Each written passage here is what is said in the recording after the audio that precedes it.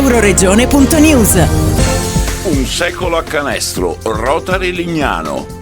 Il presidente del locale Rotary Club, Stefano Montrone, ha presentato il professor Fulvio Pressacco e il manager e formatore Marino Firmani per parlare del primo volume della collana dedicata alle influenze del basket in Friuli Venezia Giulia nell'ambito sociale ed economico in 100 anni. Sicuramente la cosa che prima ha attirato è quella naturalmente dello sport, perché lo sport del basket è uno dei sport più seguiti a livello nazionale ma anche nella nostra regione. Il professor Pressacco parlava prima di come soprattutto non solo il Friuli ma anche Trieste sia sempre stata ai vertici di questo sport.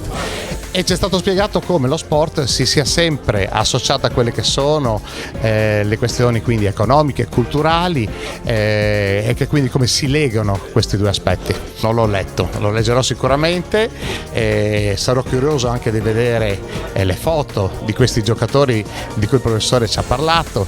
Noi praticamente ogni settimana, quasi ogni settimana quindi abbiamo quindi un relatore e cerchiamo di cercare di trattare quelli che sono tutti gli argomenti che riguardano quindi il nostro territorio e quello che riguardano gli aspetti sociali e culturali del nostro territorio. E quindi insomma ci prepariamo ancora per le prossime settimane ad avere altri incontri.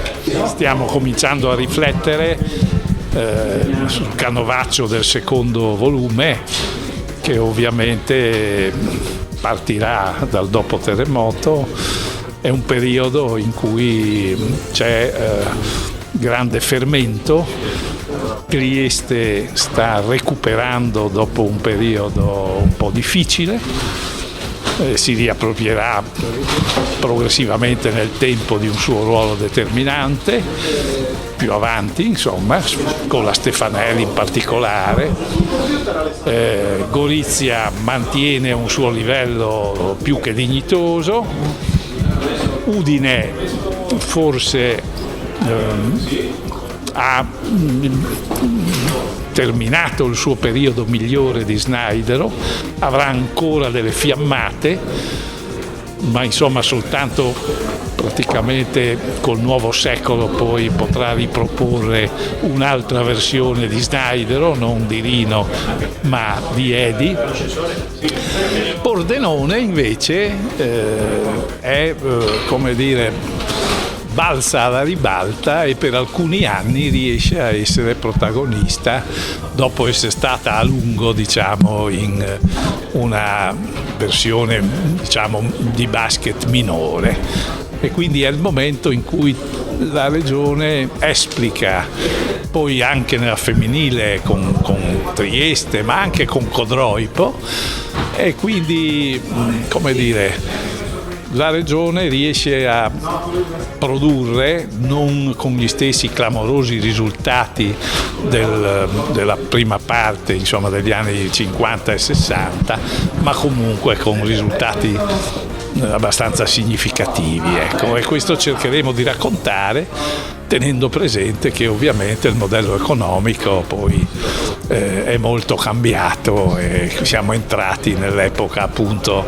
dei dischetti industriali, ma della grande finanza anche, eccetera, quindi molte modifiche anche negli equilibri, si approssima all'Europa. E poi speriamo che ci possa essere il terzo volume dove si racconterà la storia appunto di quel che diventa l'Europa e quindi un basket che comincia ad assumere una dimensione autenticamente internazionale, con contaminazione forse anche esagerata addirittura del modello americano, perché ci sono le squadre, oggi troviamo 3, 4, 5, 6 americani anche, o comunque stranieri di vario genere, e quindi meno, come dire, identificazione con la nostra realtà, insomma, come era una volta invece, meno identificazione con giocatori locali. È stato un piacere presentare il libro Un secolo a canestro a Lignano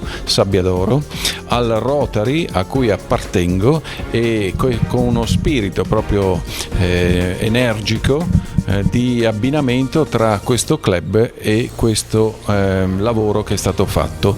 Un secolo a canestro è un libro che è stato scritto da Flavio Pressacco, che avete visto nelle interviste precedenti, e da Roberto Collini, da Roberto Ponticello e dal sottoscritto.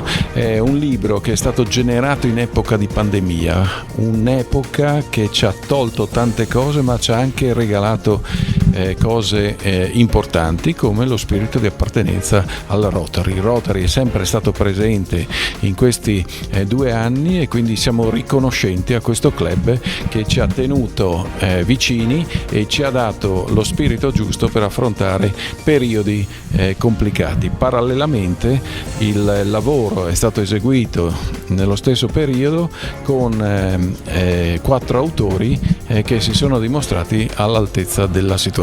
È un libro che è stato scritto pensando a raccontare un tempo passato in un tempo contemporaneo, ed è stato scritto perché lo possano leggere anche i giovani, che possono trovare ispirazione in quel modello socio-economico, geopolitico e sportivo che è stato rappresentato in questi 30 anni del racconto di Un secolo a canestro. Un secolo a canestro perché avremo anche altri 2 volumi che seguiranno, un secolo anche perché è proprio 100 anni, sono passati 100 anni dalla creazione della Federazione Italiana Pallacanestro.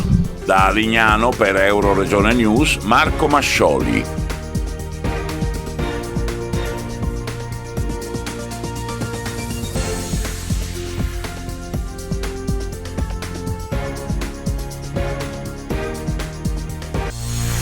Euroregione.news